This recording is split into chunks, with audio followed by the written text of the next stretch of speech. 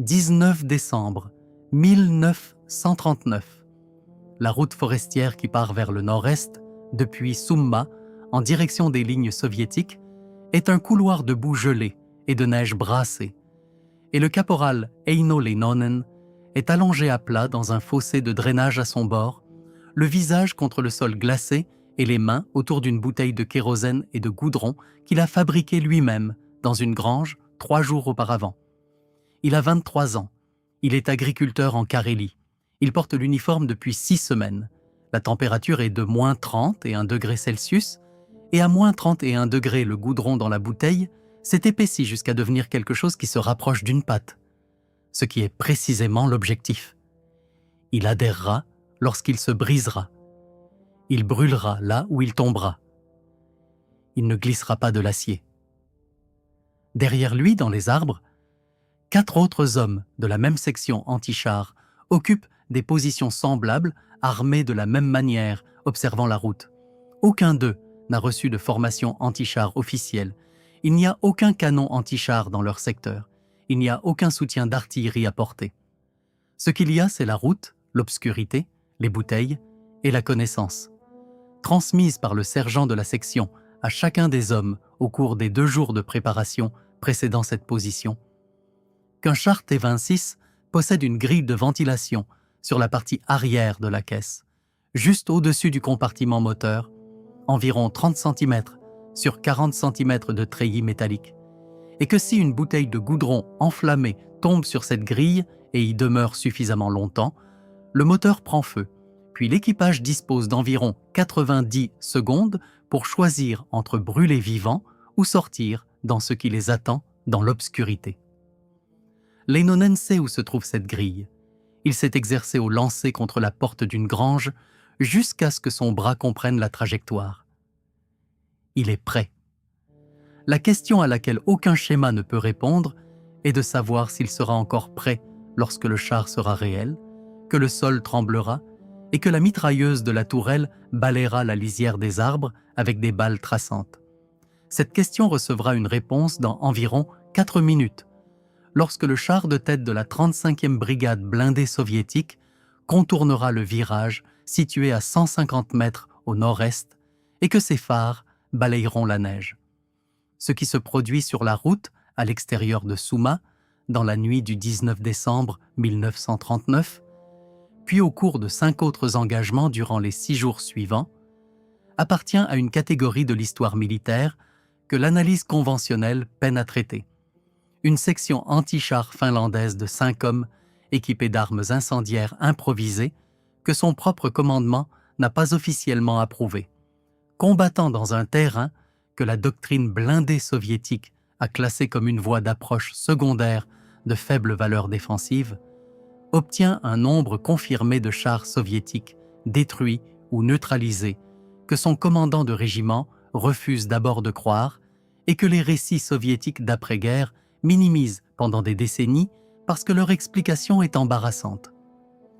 Le bilan documenté de la section au cours de 6 jours, 15 chars détruits ou neutralisés, 3 autres endommagés, un 4e précipité dans un fossé gelé où il devient irrécupérable, est obtenu sans qu'un seul homme soit tué, bien que 2 soient blessés, dont un assez gravement pour nécessiter une évacuation après le 3e engagement. Ce n'est pas l'histoire de soldats surhumains. C'est l'histoire de ce qui se produit lorsque des hommes qui savent exactement où ils combattent rencontrent des hommes qui l'ignorent, dans des conditions qui récompensent les premiers et punissent les seconds avec une impartialité absolue. C'est également l'histoire d'une arme si simple et si peu coûteuse que la réaction initiale de l'armée finlandaise face au rapport concernant son efficacité est le scepticisme, et qui, à la fin de la guerre d'hiver, est devenue la mesure anti-char la plus importante de l'arsenal finlandais. Et c'est, sous ces 2 aspects, l'histoire d'une forme particulière de connaissance, celle qui vient du fait de grandir dans un lieu, d'apprendre ses sons, ses odeurs, ses écoulements d'eau et la manière dont le froid s'installe différemment dans une dépression que sur une crête, et de ce que vaut cette connaissance lorsque l'armée d'un autre décide d'y avancer. Pour comprendre ce que font Leinonen et sa section, et pourquoi cela est possible, il faut comprendre le paysage qui les façonne, avant même qu'une guerre leur donne une raison d'utiliser ce qu'ils savent. L'isthme de Carélie en décembre 1939 n'est pas un paysage qui pardonne l'inattention. Entre le golfe de Finlande au sud et le lac Ladoga au nord, l'isthme se rétrécit jusqu'à environ 60 km, et sur cette largeur, le terrain constitue un problème pour le planificateur militaire et un foyer pour l'agriculteur finlandais. Une dense forêt de pins et de bouleaux couvre la majeure partie du territoire, interrompue par des lacs gelés et des zones humides qui, sur une carte, ressemblent à des espaces ouverts et qui sont, dans la pratique, soit des points de passage, soit des zones de destruction, selon celui qui les approche et la direction d'où il vient. Les routes traversant cette forêt sont peu nombreuses et mal entretenues, et elles existent parce que la forêt située entre elles n'est pas praticable pour des véhicules à une vitesse compatible avec une avancée militaire. Ce fait, évident pour quiconque a passé un hiver en Carélie, invisible pour quiconque ne l'a pas fait, constitue le fondement de toute la stratégie défensive finlandaise. Une colonne de chars soviétiques ne peut pas traverser la forêt carélienne hors route en décembre. Elle ne peut pas franchir les zones humides gelées sans risquer une glace incapable de supporter 30 tonnes d'acier. Elle doit utiliser les routes. Et les routes, chacune d'elles, sont bordées d'arbres, d'obscurité et de la possibilité que les hommes qui ont grandi parmi ces arbres attendent dans les fossés qui les longent. Leinonen a grandi à 6 km de la position qu'il occupe maintenant. Il chasse dans ces forêts depuis l'âge de 12 ans. Il connaît les écoulements du terrain sous la neige, ce qui est important parce qu'un sol gorgé d'eau ne gèle pas aussi solidement qu'un sol sec et qu'un homme qui y pose le pied dans l'obscurité s'enfonce jusqu'aux genoux. Il sait quelles portions de la route sont suffisamment élevées pour découper la silhouette d'un véhicule sur le ciel et quelles portions passent entre des talus qui guideraient un char en flammes loin de la lisière de la forêt. Il sait, avec la précision d'un homme qui a parcouru ces routes en toute saison, exactement jusqu'où le son porte lors d'une nuit calme à moins 30 degrés, une distance supérieure à ce que la plupart des gens imaginent, ce qui explique pourquoi la section a maintenu un silence absolu durant les 2 dernières heures, malgré le froid qui traverse chaque couche de vêtements jusqu'aux muscles en dessous. Il sait que le fossé de drainage dans lequel il est allongé se remplit d'eau de fonte au printemps, ce qui signifie que le sol sous lui est légèrement moins dense que celui de part et d'autre, ce qui signifie que la neige l'a recouvert et l'a fondu dans le paysage avec une telle perfection qu'il est invisible depuis la route. Il n'a consciemment pensé à aucune de ces choses ce soir. Il vit avec elle depuis son enfance. Les tankistes soviétiques qui descendent cette route cette nuit n'en connaissent aucune. Ils ont été rassemblés à Leningrad 3 semaines auparavant. Leurs cartes montrent la route comme un itinéraire. Leurs ordres leur disent d'avancer. Leurs chars possèdent un bon moteur, un blindage suffisant et un équipage de 4 hommes faisant de leur mieux dans des conditions auxquelles leur entraînement ne les a pas préparés, dans un pays dont on leur a dit qu'il les accueillerait, au cours d'une nuit si froide que le métal extérieur du char brûle la peau exposée au contact. Le cocktail Molotov, l'arme que Leinonen tient dans sa main, n'est pas une invention finlandaise, bien que la Finlande lui donne un nom qui restera. Des bouteilles incendiaires, improvisées, étaient apparues sous diverses formes pendant la guerre civile espagnole, où les milices républicaines les utilisaient contre les chars nationalistes avec des résultats variables selon la méthode de lancement et le matériau inflammable qu'elles contenaient. L'Union soviétique les emploie également. La propagande soviétique en Finlande affirme durant le mois de novembre 1939 que l'armée rouge largue du pain et du beurre au peuple finlandais, des cadeaux humanitaires d'un État socialiste frère. Les soldats finlandais, avec l'humour particulier de ceux dont le pays est bombardé, donnent à leurs bouteilles incendiaires le nom du ministre soviétique des Affaires étrangères, Vyacheslav Molotov, qui annonce ses livraisons de nourriture. Si les Soviétiques envoient les paniers de pain de Molotov depuis le ciel, les Finlandais renverront les cocktails Molotov en retour. le nom se répand plus vite que ne peut le faire toute communication officielle. À la mi-décembre, c'est ainsi que chaque soldat finlandais sur chaque secteur du front désigne la bouteille qu'il tient dans sa main, quel que soit le nom employé par le système d'approvisionnement officiel ou que ce système ait ou non commencé à la distribuer. La composition spécifique utilisée par la section de Leinonen, du kérosène et du goudron, avec un faible ajout de chlorate de potassium destiné à améliorer la fiabilité de l'allumage à des températures extrêmes, a été mise au point empiriquement, par essais et erreurs, par les soldats finlandais sur le terrain au cours des 3 premières semaines de la guerre. L'incendiaire réglementaire de l'armée finlandaise au début de la guerre est à base d'éthanol. Et l'éthanol brûle bien dans des conditions normales, mais à moins 30 degrés, l'allumage devient peu fiable et la flamme, bien que chaude, manque de la propriété adhésive qui rend une arme incendiaire efficace contre un véhicule se déplaçant à vitesse élevée. Le goudron résout simultanément les 2 problèmes. Il est suffisamment épais pour adhérer aux surfaces verticales. Il brûle assez chaud et suffisamment longtemps pour traverser le treillis métallique d'une grille de ventilation si la bouteille se brise au bon endroit. Il refroidit plus lentement que l'éthanol, ce qui signifie que même un impact partiel, une bouteille qui se brise sur le pont moteur plutôt qu'à travers la grille, continuera à brûler assez longtemps pour créer des problèmes à l'équipage à l'intérieur. La population civile finlandaise produit ces bouteilles dans des usines, des distilleries, des ateliers et des maisons particulières, à un rythme que le service d'approvisionnement militaire ne parvient plus vraiment à suivre, parce que la production a dépassé le système officiel et se déroule par des circuits qui n'existent dans aucune catégorie du manuel logistique. Une distillerie à Tampere, une verrerie à Riihimäki. Des foyers individuels remplissent toutes les bouteilles dont ils disposent. Des organisations féminines collectent des récipients, les remplissent et les empilent dans des granges afin qu'ils soient récupérés par des camions de ravitaillement qui passent tous les quelques jours.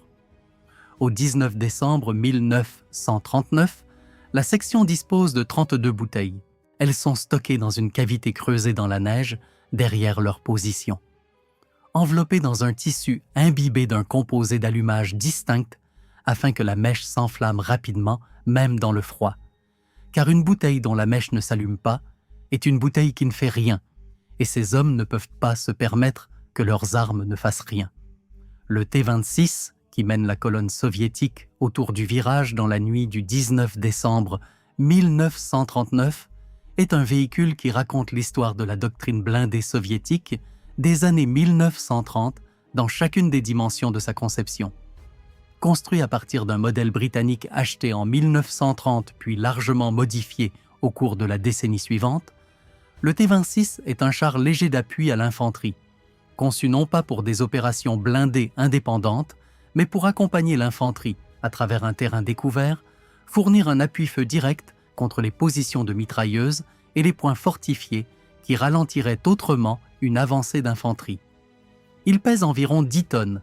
Son blindage varie entre 6 et 25 mm d'épaisseur selon l'emplacement. La plaque frontale est la plus épaisse.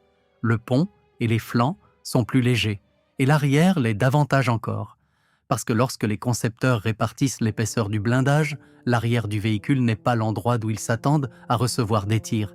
Il est armé d'un canon de 45 mm qui est suffisant contre d'autres blindages légers et très efficace contre les positions d'infanterie et les véhicules non protégés.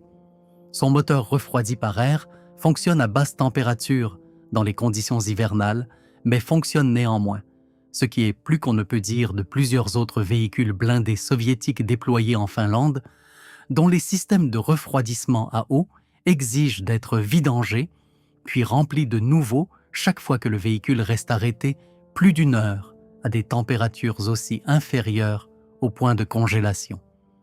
La grille de ventilation, située sur la partie arrière du pont moteur, la cible, mesure environ 30 cm sur 40 cm et se compose d'un treillis d'acier placé directement au-dessus de la prise d'air du moteur, parce qu'un moteur refroidi par air a besoin d'air et que cet air doit entrer quelque part, et l'endroit choisi par les concepteurs est le dessus du pont arrière. Et le treillis est là pour empêcher les gros objets d'entrer, mais ne peut empêcher les liquides de passer, et le liquide qui préoccupe Leinonen brûle déjà dans sa main. Le char de tête avance à environ 12 km par heure, une vitesse prudente selon les normes d'un terrain découvert, et pourtant encore plus rapide qu'un homme ne peut courir confortablement sur un sol glacé dans l'obscurité. Ses phares sont allumés, ce qui éclaire la route devant l'équipage, mais détruit simultanément sa vision nocturne et rend l'obscurité absolue de chaque côté de la route, du point de vue du conducteur. Lorsque vous conduisez un char avec ses phares allumés de nuit sur une route forestière, vous pouvez voir environ 40 mètres de route devant vous. Vous ne pouvez pas voir les fossés. Vous ne pouvez pas voir ce qui se trouve dans les fossés. La tourelle est orientée vers la droite, le canon pointé vers la lisière des arbres du côté est de la route, où le commandant a estimé, correctement en l'occurrence puisque Koskinen et 2 autres membres de la section se trouvent dans la lisière du côté est, que la menace la plus importante se situait. Ce que le commandant n'a pas correctement évalué, c'est que la section possède des hommes des 2 côtés et que le principal lanceur ne se trouve pas du tout dans la lisière. Leinonen se trouve dans le fossé de drainage du côté ouest de la route, plus bas que la chaussée d'environ un demi-mètre, et recouvert de neige jusqu'à devenir invisible vu d'en haut. Il est à 12 mètres de la route.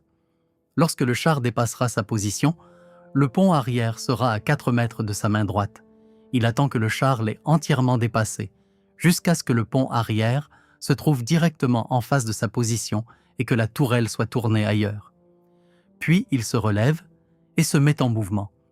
La bouteille dans sa main droite, avec la mèche déjà allumée, parce qu'il l'a allumée 30 secondes auparavant, lorsqu'il a entendu le changement de régime du moteur, alors que le char contournait le virage, un son qu'il attendait et qu'il a correctement identifié. Et il parcourt les 4 mètres qui séparent le fossé de la chaussée en moins de 2 secondes, parce que la neige sur le talus est tassée et que ses bottes y trouvent un appui. Et à une distance d'environ 2 mètres, il lâche la bouteille. Il ne la lance pas violemment. Il la dépose presque. Une trajectoire tendue, visant la jonction entre le pont arrière et le couvercle du compartiment moteur, là où le treillis est le plus large et où l'espace entre ce treillis et la prise d'air située en dessous est le plus réduit. La bouteille se brise, le goudron éclabousse une large partie du pont arrière et une quantité importante traverse la grille de ventilation dès la première seconde. Le kérosène s'enflamme grâce à la mèche qui brûle encore dans les éclats de verre. Le goudron, chauffé par le kérosène, commence à brûler séparément dans les 3 secondes suivantes, avec une flamme plus basse et plus régulière qui survivra au kérosène pendant plusieurs minutes. À l'intérieur du compartiment moteur, la température commence à augmenter à une vitesse que le moteur refroidi par air n'a pas été conçu pour supporter. L'équipage dispose d'environ 90 secondes. Dans les 15 secondes qui suivent la première bouteille brisée, Koskinen, placé dans la lisière du côté est de la route, 20 mètres devant la position actuelle du premier char, atteint le deuxième char de la colonne avec une bouteille qui se brise sur le bloc de vision du conducteur plutôt que sur le pont moteur. Elle ne pénètre pas dans le compartiment moteur. Elle ne neutralise pas mécaniquement le char. Ce qu'elle fait, c'est répandre du goudron enflammé sur le verre du bloc de vision et sur la plaque frontale du char en une nappe de feu à travers laquelle le conducteur ne peut voir et qu'il ne peut atteindre pour l'éteindre. Le conducteur aveuglé, agissant selon la dernière instruction de son commandant, qui est de maintenir l'espacement de la colonne et d'avancer, ne peut pas avancer parce qu'il ne voit plus. Il freine. Il tourne légèrement à gauche, la chenille gauche glisse sur la route glacée et le char dérive vers le talus, situé à gauche puis s'arrête, sa chenille gauche contre le remblai gelé, sa caisse désormais inclinée en travers de la route selon un angle d'environ 30 degrés par rapport à la direction de progression. La route est effectivement bloquée. Le troisième char de la colonne, qui contourne le virage 100 mètres plus loin derrière, ralentit, son conducteur essayant de comprendre ce que signifie cette lueur enflammée devant lui et s'il doit s'arrêter ou poursuivre. Il poursuit, parce que ses ordres lui disent d'avancer et qu'il n'a reçu aucun ordre d'arrêt. Il percute l'arrière du deuxième char à vitesse réduite. La colonne est maintenant bloquée au virage avec 2 véhicules en contact, l'un brûlant de l'intérieur vers l'extérieur au niveau de son pont arrière, tandis que l'infanterie qui suit les blindés se trouve 50 mètres derrière le virage et ne peut pas encore voir ce vers quoi elle avance. Ce que la section accomplit durant les 4 minutes suivantes n'est pas de l'improvisation. C'est l'exécution d'un plan que le sergent Vilo Mäkinen a élaboré à l'avance au cours de 2 journées complètes de préparation, avec un degré de précision que les historiens militaires, étudiant plus tard les rapports après action, jugeront remarquable pour un sous-officier travaillant sans accès à une doctrine anti-char officielle, sans précédent à étudier et sans aucune garantie que ce qu'il prépare fonctionnera. Mäkinen a 34 ans. Il est agriculteur dans un village situé à 12 km au nord de Summa. Il appartient à la garde civile depuis 1928 et il réfléchit au problème des blindés soviétiques depuis que la situation politique a commencé à se détériorer en octobre 1939, ce qui signifie qu'il y réfléchit depuis 2 mois avant le début de la guerre et depuis 3 semaines de guerre avant cette nuit particulière. Il comprend, avant le premier engagement, que l'arme portée par sa section leur offre une occasion importante par char et que cette succession d'occasions doit être gérée avec discipline parce qu'il n'y aura pas de seconde chance. On ne peut pas utiliser un cocktail Molotov contre un char dont le commandant connaît votre position et a orienté la tourelle pour la couvrir. La rotation de la tourelle sur un T-26 est manuelle et nécessite plusieurs secondes pour accomplir un arc de 90 degrés, mais plusieurs secondes suffisent si vous vous tenez à découvert en essayant d'allumer une mèche. Le plan imaginé par Mäkinen répond à ce problème avec une logique qui, rétrospectivement, apparaît élégante et qui, au moment de son exécution, se révèle d'une efficacité brutale. On n'attaque pas les chars dans l'ordre où l'on peut les atteindre. On les attaque dans l'ordre qui crée des problèmes pour les autres chars. Le deuxième char avant que l'équipage du premier puisse transmettre un avertissement par radio. Le troisième char, pendant que le deuxième crée encore un obstacle sur la route qui monopolise l'attention du conducteur du troisième. Vous fabriquez une situation dans laquelle les cibles disponibles sont soit en flammes, soit bloquées, soit désorientées, soit tournées dans la mauvaise direction, puis vous les traitez méthodiquement, depuis l'arrière de la portion bloquée vers l'avant, jusqu'à ce qu'il n'y ait plus de bouteilles, que l'occasion se referme ou que l'infanterie vous atteigne, selon ce qui se produit en premier. Le 19 décembre 1939, la section utilise 7 bouteilles et obtient 3 destructions confirmées avant que l'infanterie soviétique, courant le long du bord de la route, depuis sa position située 50 mètres derrière la colonne, n'atteigne la lisière orientale et ne commence à tirer dans les arbres. Koskinen et les 2 hommes placés dans la lisière orientale se replient par leur itinéraire prévu à l'avance à travers la forêt, se dirigeant vers le nord-est selon un azimut que Mäkinen a parcouru de jour et qui traverse une portion de forêt où les arbres sont suffisamment denses pour interrompre toute ligne de vue au-delà de 30 mètres. Leinonen et l'homme restant du côté occidental de la route se replient le long du fossé de drainage sur 200 mètres, puis traversent la route à un endroit où les talus des 2 côtés sont suffisamment élevés pour les dissimuler complètement à toute personne se tenant près des véhicules immobilisés avant de rejoindre le groupe oriental sur l'itinéraire forestier. L'ensemble de la section se déplace vers le nord-est dans les 90 secondes qui suivent le signal de repli de Mäkinen, qui consiste en un unique sifflement grave. Ils sont de retour à l'intérieur des lignes finlandaises 20 minutes après que la première bouteille a quitté la main de Leinonen. Derrière eux, sur la route, 3 chars T-26 sont, à des degrés divers, en flammes, bloqués ou immobilisés. La colonne soviétique s'est arrêtée.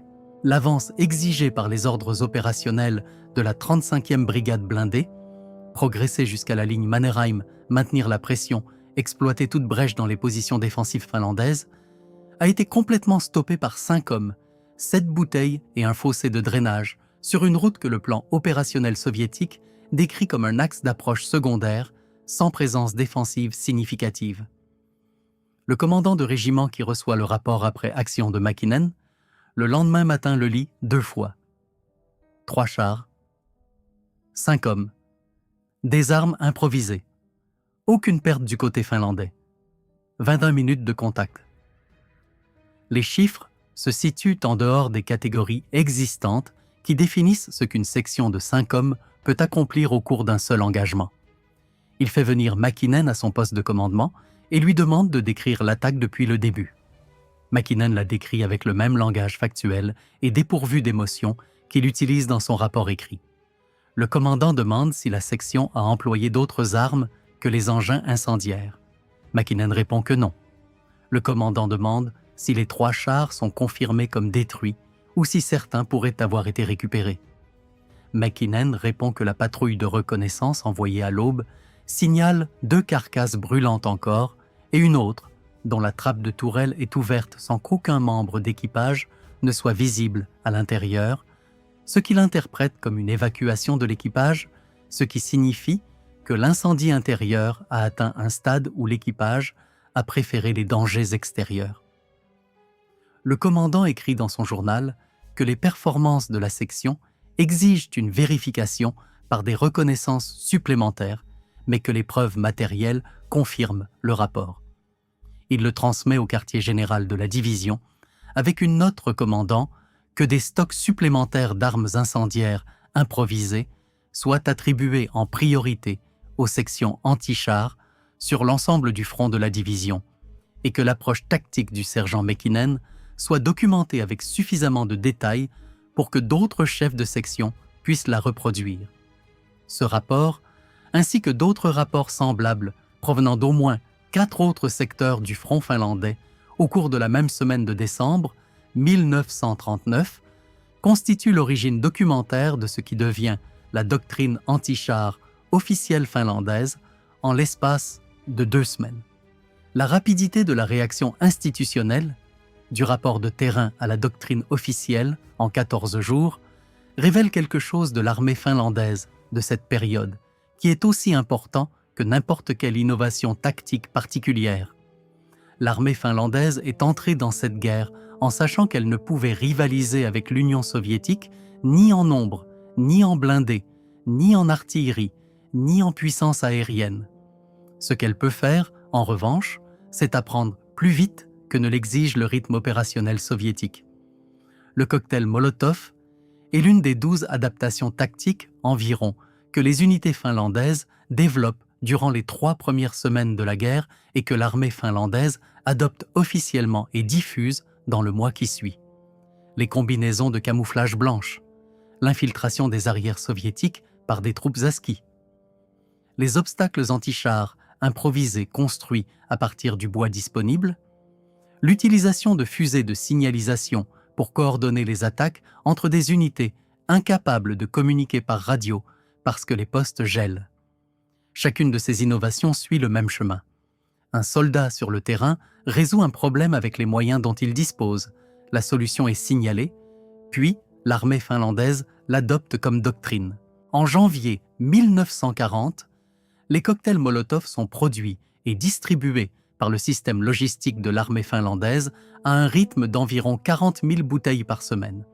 Le réseau de production civile qui fonctionnait par des canaux informels depuis décembre est intégré au système officiel d'approvisionnement sans être perturbé, parce que l'armée finlandaise est suffisamment pragmatique pour reconnaître qu'il ne faut pas réorganiser ce qui fonctionne simplement parce que cela n'est pas né au bon endroit dans la hiérarchie logistique.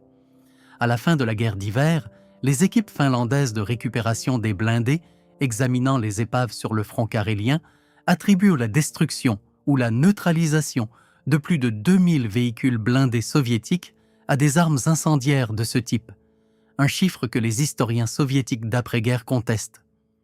Les statistiques officielles soviétiques concernant les pertes de chars pendant la guerre d'hiver demeurent classifiées jusqu'au début des années 1990, mais que les équipes finlandaises étudiant les preuves matérielles considèrent systématiquement comme prudents, plutôt qu'exagérés.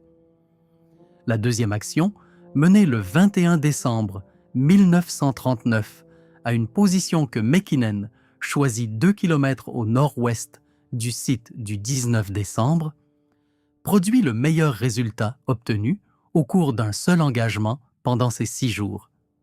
4 chars, 4 destructions. La différence réside dans l'altitude. Mäkinen découvre une portion de route où le talus du côté oriental s'élève brutalement sur environ 4 mètres avant de se transformer en une terrasse de terrain invisible depuis la route et dominant la chaussée selon un angle d'environ 35 degrés. Depuis cette position, un homme lançant une bouteille vers le bas sur le pont arrière d'un char n'a pas besoin de viser la grille de ventilation avec une grande précision, parce qu'un liquide versé ou lancé depuis une position élevée s'écoule dans toutes les ouvertures disponibles sous l'effet de la gravité. Une bouteille lancée horizontalement doit se briser dans une zone cible étroite pour obtenir une pénétration efficace du compartiment moteur. Une bouteille lâchée d'en haut se brise sur le pont et répartit son contenu simultanément dans tous les interstices et toutes les cavités. Les 4 chars brûlent successivement durant environ 8 minutes.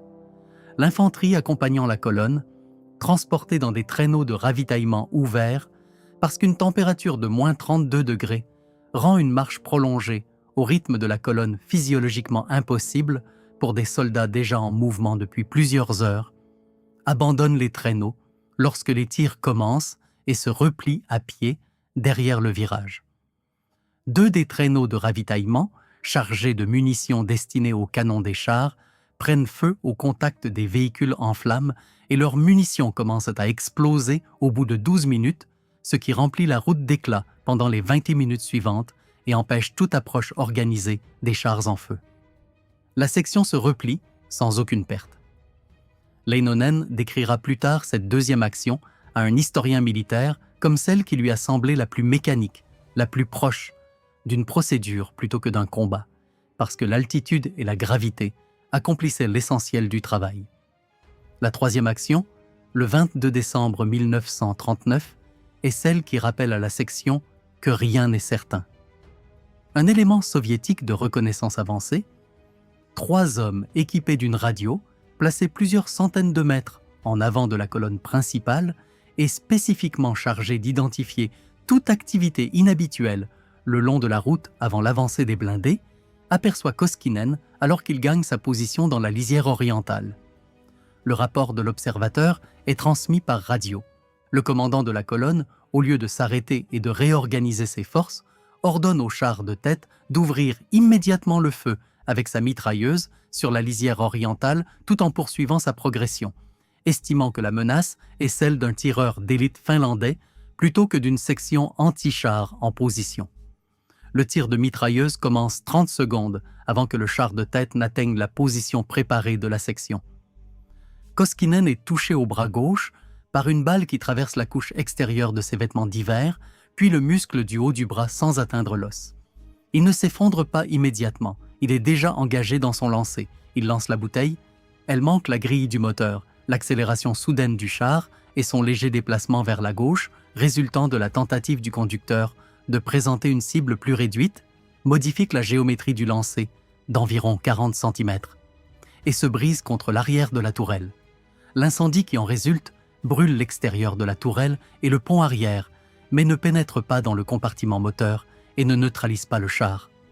Koskinen s'effondre. Le 3e homme de la section, placé pour soutenir Koskinen, le tire hors de la lisière sous le feu ennemi. Le reste de la section engage ses bouteilles restantes dans une situation désormais tactiquement désorganisée. La séquence prévue par Mäkinen dépend de la neutralisation immédiate du premier char, et cela ne s'est pas produit, ce qui signifie que les 2e et 3e chars de la colonne savent désormais qu'une embuscade est en cours et que leurs commandants recherchent activement des cibles. La section obtient une destruction confirmée et une destruction probable au cours du reste de l'engagement avant que Mäkinen ne donne l'ordre de repli. Ils parviennent à évacuer Koskinen. Le chirurgien de campagne au poste de la compagnie finlandaise examine la blessure et indique à Koskinen qu'il pourra reprendre le service dans environ 10 jours.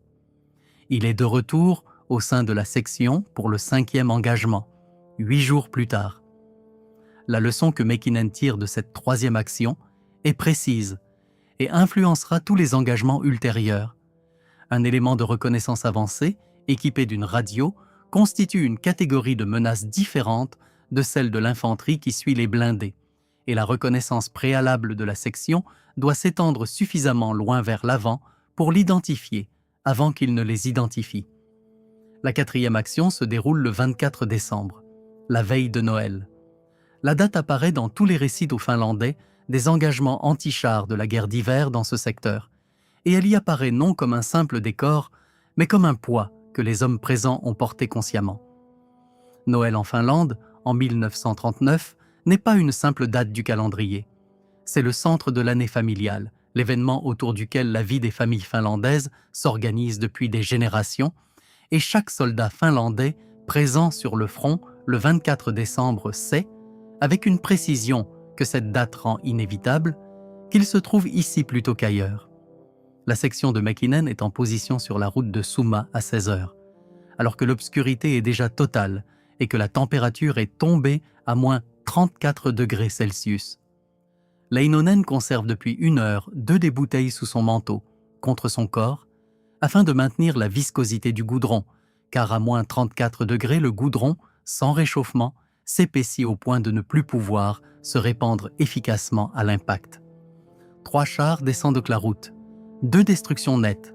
Le 3e se retire par ses propres moyens, avec son compartiment moteur fumant, repassant derrière le virage avant que l'incendie interne n'atteigne le stade de la neutralisation. Mäkinen le classe comme une destruction probable, non confirmée, parce que le véhicule quitte la zone d'observation avant que son sort ne soit certain. Aucune perte finlandaise. La section se replie conformément au plan et se retrouve à l'intérieur des lignes finlandaises à 18 heures. Un repas a été préparé. Il n'y a aucune cérémonie. Les hommes mangent, dorment et ne parlent pas de Noël. Les 5e et 6e actions, les 26 et 27 décembre, confrontent la section à une adaptation qui démontre la capacité du commandement soviétique à tirer des enseignements d'échecs tactiques précis, même lorsqu'il peine à adapter sa doctrine générale. La route est désormais précédée, avant chaque mouvement de blindés, par une équipe de reconnaissance à ski, 2 à 4 hommes évoluant 3 à 400 mètres devant le char de tête, inspectant les fossés et les lisières des 2 côtés avant l'avancée de la colonne. Il s'agit d'une réponse directe au schéma que le commandement soviétique a identifié à partir des rapports des équipages survivants et des preuves matérielles relevées sur les sites d'embuscade. Les attaquants finlandais se trouvent dans les fossés et non dans la lisière, et ils attaquent à courte distance. L'équipe à ski est destinée à les débusquer avant l'arrivée des blindés.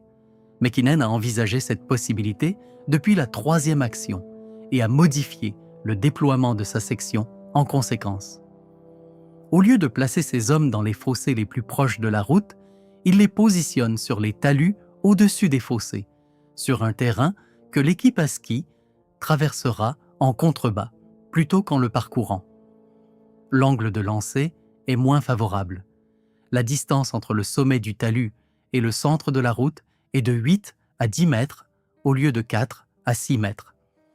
Et la probabilité qu'une première bouteille atteigne la grille de ventilation diminue sensiblement.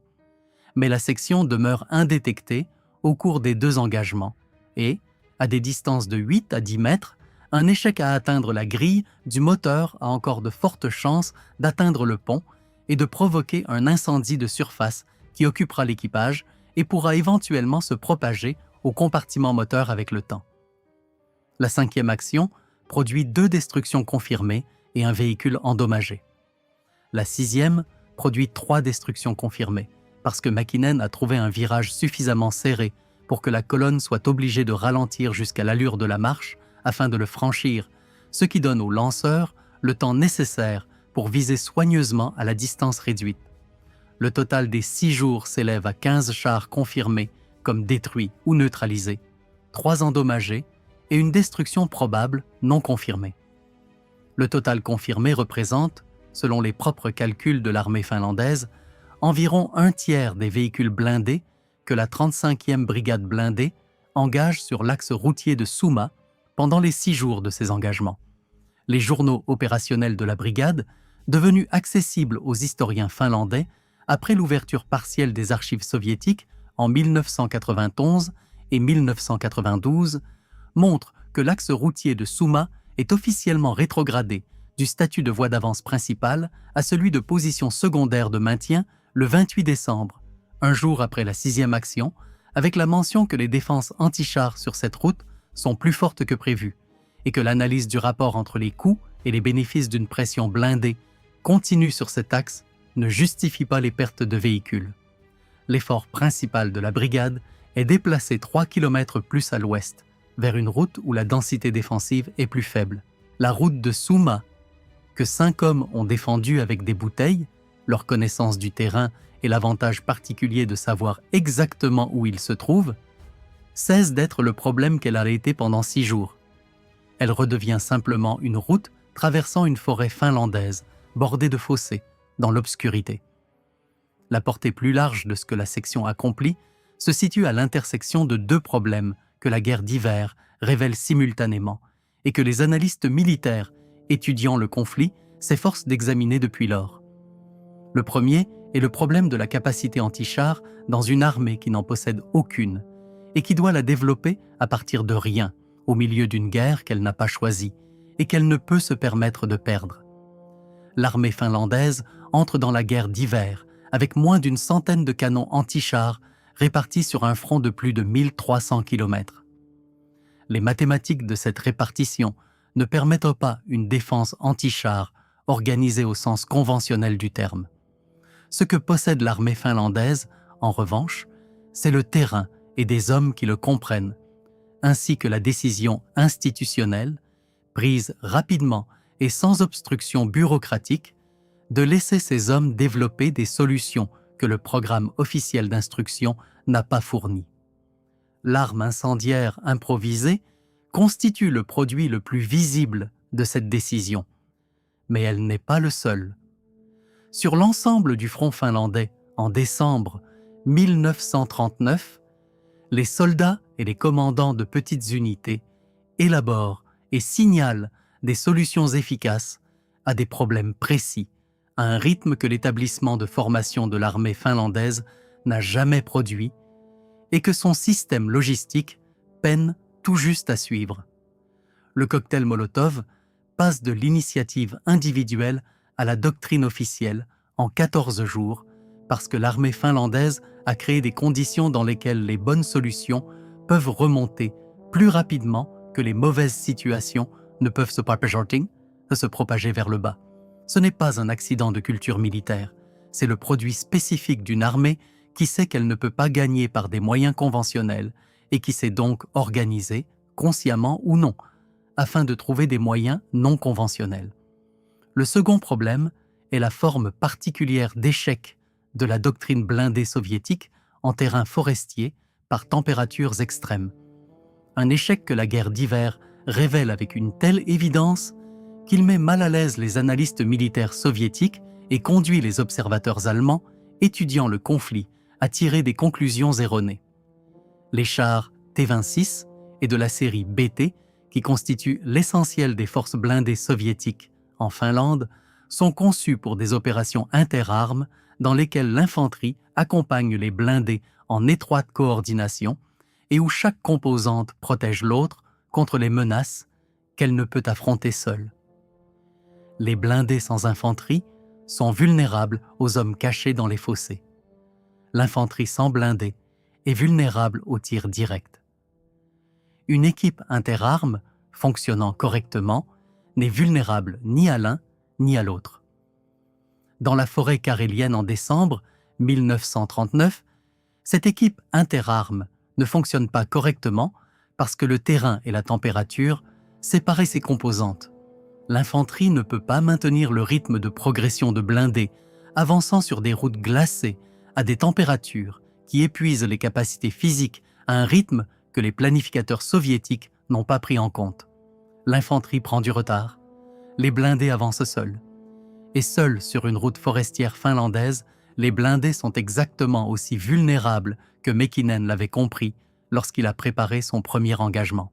Il ne s'agit pas d'un échec des soldats ou des tankistes soviétiques pris individuellement, dont la plupart font preuve de compétence et souvent de courage, dans des conditions auxquelles rien dans leur formation ne les a préparés. Il s'agit de l'échec d'un concept opérationnel conçu pour un paysage et une saison différents, et dont le commandement soviétique ne comprend pas pleinement les défaillances avant que les preuves ne s'accumulent à un point où elles ne peuvent plus être ignorées.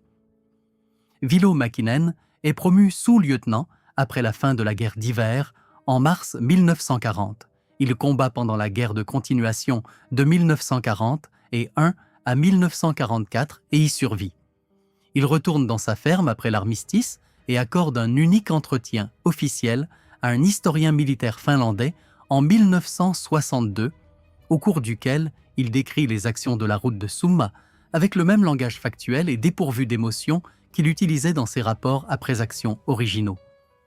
Il n'emploie pas le mot « héroïsme ». Il ne décrit pas ce que sa section a accompli comme quelque chose d'extraordinaire. Il le décrit comme l'application de moyens disponibles à un problème précis, exécuté avec soin et préparation. L'historien qui l'interroge note ensuite que Mäkinen semble sincèrement perplexe devant l'idée que ce que lui et sa section ont accompli nécessite une explication particulière. Pour Mäkinen, l'explication est simple. Il savait où il se trouvait. Les autres hommes ne le savaient pas. Tout le reste en a découlé. Eino Leinonen retourne en Carélie après la signature du traité de paix de Moscou en mars 1940. Sa ferme se trouve dans le territoire que la Finlande cède à l'Union soviétique dans le traité. Environ 11% du territoire finlandais d'avant-guerre, comprenant l'ensemble de l'isthme de Carélie et sa ville industrielle de Viipuri, transférée en échange du maintien de l'indépendance, du gouvernement et de l'existence de la Finlande en tant qu'État souverain. Il évacue avec environ 400 000 autres Caréliens finlandais qui quittent la région dans les jours qui suivent immédiatement l'armistice, emportant ce qu'ils peuvent transporter sur des charrettes, des traîneaux ou sur leur propre dos, abandonnant derrière eux les fermes, les maisons et les tombes de leurs parents et grands-parents. Il se réinstalle dans le centre de la Finlande, il combat pendant la guerre de continuation et y survit. Il meurt en 1987 à l'âge de 71 ans, dans une ville située à 300 km du fossé de drainage où il passe les 20 minutes les plus importantes de sa vie. Son nom apparaît dans les archives régimentaires finlandaises à Helsinki. Dans les rapports après action que Mäkinen rédige après chacun des 6 engagements. Il n'apparaît pas dans la plupart des récits publiés sur la guerre d'hiver. Les chars qu'il détruit figurent dans les registres des pertes de la 35e brigade blindée soviétique comme détruits par des tirs anti-chars ennemis, ce qui est techniquement exact. Les détails de la manière dont cela s'est produit et par qui se trouvent à Helsinki, dans un dossier qui n'a peut-être été consulté que par une douzaine de chercheurs depuis la fin de la guerre. La route située à l'extérieur de Summa existe toujours. Les fossés de drainage de part et d'autre sont toujours là, toujours invisibles depuis la route sous les congères en hiver, toujours remplis d'eau de fonte au printemps. La forêt a repoussé autour des traces que les combats ont laissées dans le sol. En janvier 1940, une patrouille de reconnaissance finlandaise signale avoir trouvé les carcasses gelées de 3 chars T-26, encore présentes sur la route après le premier engagement, leurs équipages se trouvant toujours à l'intérieur, morts de froid après l'extinction des incendies, conservés par la même température qui permettait au goudron des bouteilles de fonctionner comme prévu. Au printemps, les carcasses ont été enlevées par les équipes soviétiques de récupération. Rien ne marque désormais le site, sinon le virage de la route, qui possède toujours la même géométrie, les arbres, qui sont plus hauts qu'en 1939, et le froid, qui est exactement le même que durant la nuit où un agriculteur de 23 ans est sorti d'un fossé avec une bouteille enflammée à la main et a parcouru 4 mètres de route gelée en moins de 2 secondes, modifiant, d'une manière modeste, locale et entièrement ignorée, le cours de la guerre qui tentait d'effacer le pays dont il était issu. Si cette histoire vous a marqué, aimez la vidéo et abonnez-vous. Nous découvrons chaque jour ce genre d'histoires oubliées. Laissez un commentaire et dites-nous, lorsque vous pensez à ce qui s'est passé sur cette route à l'extérieur de Souma, qu'est-ce qui vous frappe le plus? Que 5 hommes, munis de bouteilles fabriquées à la main, aient arrêté une colonne blindée 6 fois en 6 jours, sans perdre un seul homme? Ou que le commandement soviétique ait mis une semaine entière à contourner une position défendue par une section sans canon et disposant de 32 bouteilles? Je lis chaque commentaire et sur celui-ci, je souhaite sincèrement connaître votre avis. Et regardez la prochaine vidéo. Vous n'allez pas croire ce que ces hommes ont accompli.